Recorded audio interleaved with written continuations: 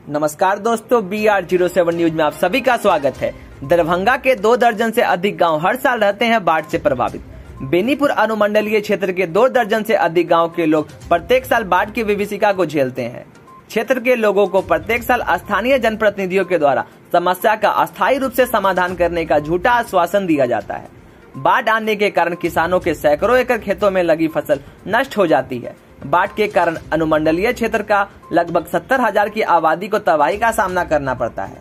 कमला जीवच लाती है तबाही, बांध मरम्मत के नाम पर पैसों का होता है बंदरबाट। बाढ़ से अस्थायी निदान के लिए अब तक क्षेत्र के कमला व जीवच नदी के दोनों किनारे बांध की ऊंचाई को लेकर कोई काम शुरू नहीं हुआ है। हालांकि प्रतिवर्ष उक्त दोनों नदियों के किनारे क्षतिग्रस्त जमींदारी बांध की मरम्मत करवाने का नाम पर करोड़ों का बंदरबाट जरूर होता है। जब बरसात में पानी से दोनों नदियां लबालब भर जाती है तब उक्त नदियों का उड़ाहीकरण का कार्य शुरू करवाया जाता है, कहते हैं स्थानीय लोग और जनप्रतिनिधि।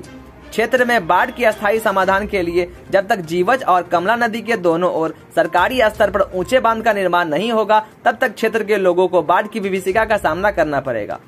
चुनाव के समय नेताओं द्वारा बाढ़ की अस्थायी समाधान को लेकर भोली भाली जनता को बहुत सारे वादे किए जाते हैं, लेकिन चुनाव खत्म होने के बाद नेता सभी वादे भूल जाते हैं। अगर आपको ये वीडियो अच्छा लगा हो तो वीडियो को लाइक करें। दरभंगा और दरभंगा एयरपोर्ट से जुड़ी न्यूज जानने के लिए हमारे चैनल को सब्सक्राइब करें।